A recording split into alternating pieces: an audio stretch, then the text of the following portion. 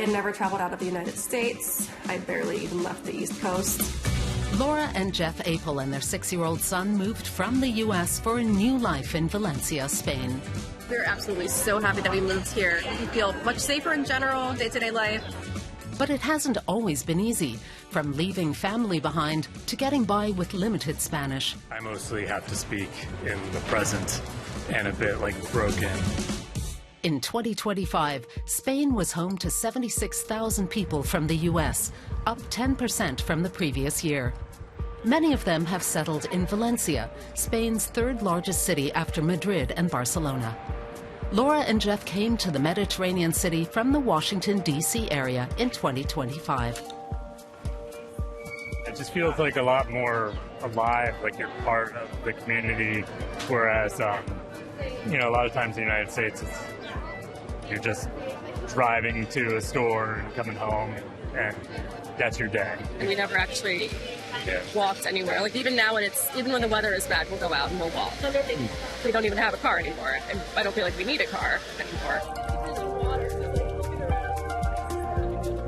The Valencia metro system, it runs really well. There's buses, there's trains. You pay a lot in taxes, but you're happy to do it because you see the day-to-day difference that it makes, whether it's, you know, healthcare or the public transportation system. Laura and Jeff sent their son to an international school because he was struggling with delayed speech. They hoped this would make it easier for him to learn Spanish, something that hasn't been easy for them either. So when it's your turn, you can say el chocolate, por favor, okay? Okay. Muy bien. Jeff's grandparents emigrated from Spain to the U.S., but didn't teach him Spanish. I was definitely the first in my family to not fluently speak Spanish. ¿Más grande o no? No, más grande. No. Pero ¿cuánto es? He does more of the listening, I do sometimes more of the speaking, so together we're like one functioning human. Lo siento, mi español es peor por la mañana. You know, if we needed like a plumber or something and they're speaking technicalities, it's a lot more difficult. It's important for us to learn Spanish here when speaking with the locals because, you know, we're living now in this society. Laura and Jeff live in a residential neighborhood outside the historic center. Jeff co-owns a design business, and Laura is a freelance graphic designer. They entered Spain on a 90-day tourist visa. With the help of a lawyer, they applied for Spain's digital nomad visa, hoping it would work out.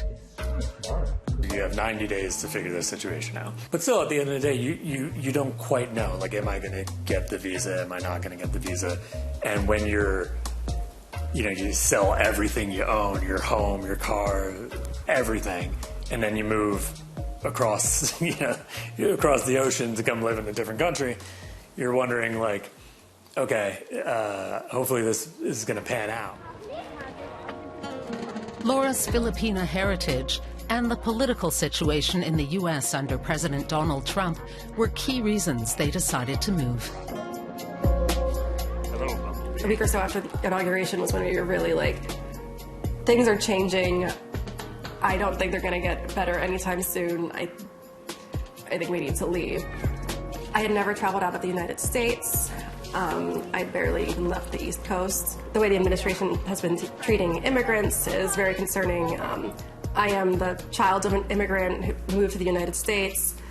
I don't look like, your standard white American. We're worried about me potentially being targeted. The prevalence of school shootings in the U.S. was another reason for the move. I remember dropping our son off at school every morning and watching him walk into that building with his little body with this big backpack and being like, is this going to be the last time I see my son? Is it something that's actually going to affect you? Who knows? But why risk it? When there's, if you have the opportunity to live a better life somewhere, like, why are you going to not take that opportunity? Dining out is a bonding activity for Laura, Jeff, and their son. Lágrimas de pollo. Lágrimas de pollo. Leaving family behind in the States has been one of the biggest challenges. Our parents do visit, but it's difficult being so far from them and knowing that they're getting older and soon they might not be able to travel anymore. Yeah. All along, their son's future has been their main concern. I think he'll just have a more adventurous, enjoyable life here, knowing his education is going to be, much more attainable here. That makes a big difference. Despite the challenges, Laura and Jeff don't regret their move. There's nothing here that has not been an improvement for us in our lives, our health, I've stopped taking anti-anxiety medication. It just is different here. Like you feel just relieved. Could you imagine starting a new life abroad? Let us know in the comments.